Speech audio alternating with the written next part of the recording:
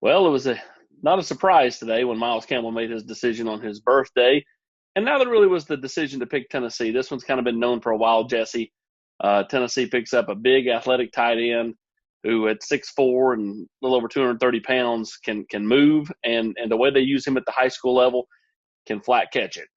Yeah, I mean, this was a kid that, he was more of a kind of in the Rock Taylor, Julian Nixon mold as a sophomore, where it was kind of a question of, is he going to be a tight end, grow into a flex tight end, or is he just going to kind of be a bigger receiver?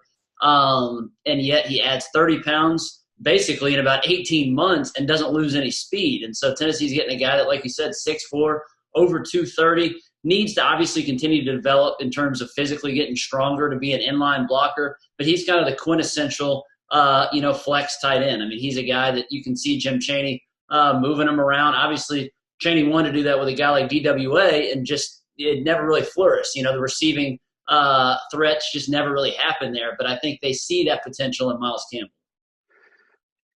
When you look at where they're at the position now, obviously a guy like Trinity Bell's still out there as a possibility. I think he'll do something sooner rather than later. And then, the big elephant in the room is Hudson Wolf. Tennessee seems to be surging there. If Tennessee could, because Bell's kind of dynamic enough to play on both sides of the ball, but if Tennessee could add Wolf to pair with Miles Campbell, whom they got today, to me, I think that's a pretty good combo, and I think they would complement each other pretty well. Well, yeah, because Wolf is already kind of that bigger, inline guy you stick up there, has a little bit more Austin Pope, but can obviously catch it a little bit too. I mean, they've done well at this position this cycle, it seems. At least, if they do end up landing Trinity Bell, which I think he wants to start on offense. Now let's see if he can stick there at 6'7", 260. But then if you pair Hudson Wolf, who's a top 50 prospect according to Rivals, with a Miles Campbell, a year after missing out on Eric Gilbert and Darnell Washington, you can't really do much better than that, frankly. Yeah, it's a position that Tennessee is a little bit thin at when you look at this current roster. So they needed to add multiple bodies. They needed to add some different type bodies and potential for that combination. What's that?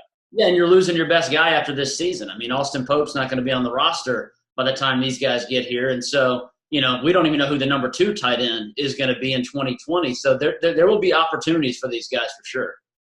Campbell's a young man who's been able to work out down in the state of Georgia with guys like Harrison Bailey, with Jarrett Garantano over the last couple of weeks as those guys have been down in the Atlanta area throwing balls and playing pitch and catch.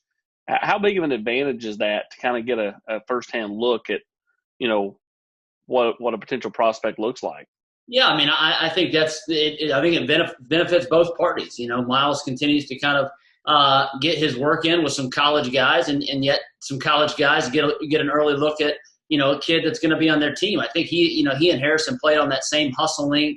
7-on-7 team, so their paths have crossed obviously before.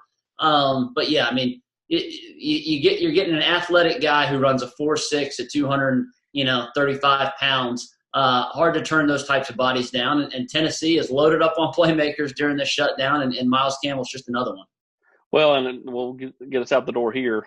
I'm not sure what kind of impact he has in recruiting, but the fact that he did grow up around a guy like Smile Munden, knows those other Georgia guys, to me only helps Tennessee as they continue to recruit Georgia, much like everybody recruits that state. I mean, it's got so many players that, Georgia can get their fill, Tennessee, Alabama, Clemson.